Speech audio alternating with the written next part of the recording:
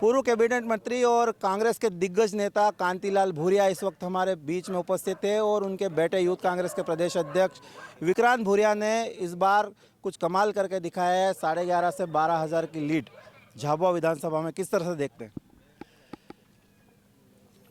जो कांग्रेस ने उम्मीदवार दिया था डॉक्टर विक्रांत को और झाबुआ विधानसभा के क्षेत्र के मतदाताओं ने, भाई बहनों ने उनको आशीर्वाद दिया है और निश्चित ही शुरू से लग रहा था कि अच्छे शानदार वोटों से जीतेंगे। और आज जो जीत उन्होंने हासिल की तो बहुत बहुत बधाई।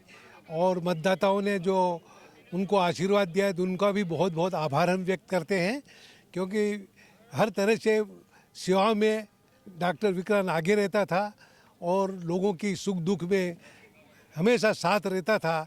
उस बात का उन्होंने मतदाताओं ने सब सारा सोच समझ के ये निर्णय लिया है, तो सेवाभावी व्यक्ति को चुना है।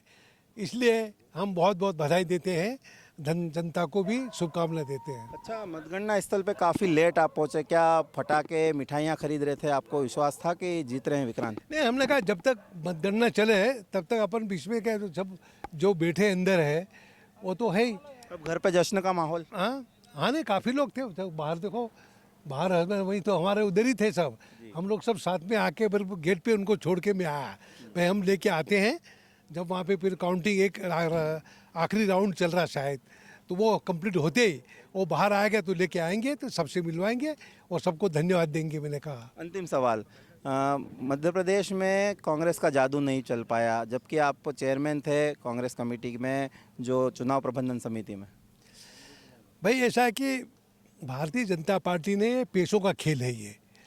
उन्होंने पैसा अनाज शनाज खर्च किया और उन्होंने हर तरह से, आप देखें झाबुआ विधानसभा में 20-25 करोड़ रुपए खर्च किए। झाबुआ विधानसभा में ऐसे पूरे प्रदेश में हजारों करोड़ रुपए खर्च किए हैं और पैसे के सामने अच्छी अच्छी की नीयत बदल जाती है। तो ये पैसे के दम पे सब चुनाव हुआ है। अगर वास्तविक पर लोकतांत्रिक तरीके से चुनाव होता तो निश्चित ही कांग्रेस को बढ़त मिलती और कांग्रेस जीतती। पर उन्होंने पूरी तरह से 18, 19, 20 साल के सरकार में उन्होंने सारा भ्रष्टाचार का पैसा इकट्ठा रखा था और सब पूरी तरह से खैरात बांट दी। और बांटने के बाद ही सारा खेल बिगड़ा। नहीं तो हर गांव से आवाज़ आती थी अब की बार कांग्रेस, हर मतदाता कहता आपका कांग्रेस, बीजेपी को मौका नहीं दे। फिर ये आखिर में 10-12 दिन के अंदर कैसे हुआ? ये सब पैसों का खेल चला। अब लोकसभा चुनाव सिर पे है, थोड़े समय बाद लोकसभा चुनाव भी होना है। विधानसभा में बेटा भोपाल पहुंच गया, अब लोकसभा में आप चुनाव लड़ेंगे या बेटे को मौका देंगे? बस ये चुनाव ये हो रहा है, आज उसका सब हो जाए, उसके बाद ही फिर वो लोकसभा की 6 महीने बाद उसकी सरगर्मी शुरू होगी, उसमें हम लोग देखेंगे। आपकी तैयारियां हैं? लोग बिल्कुल तैयारी है। आप खुद लड़ेंगे? हाँ, अब पार्टी जो भी तय करेगी तो पार्टी आदेश करे तो लड़ेंगे और जीत के जाएंगे।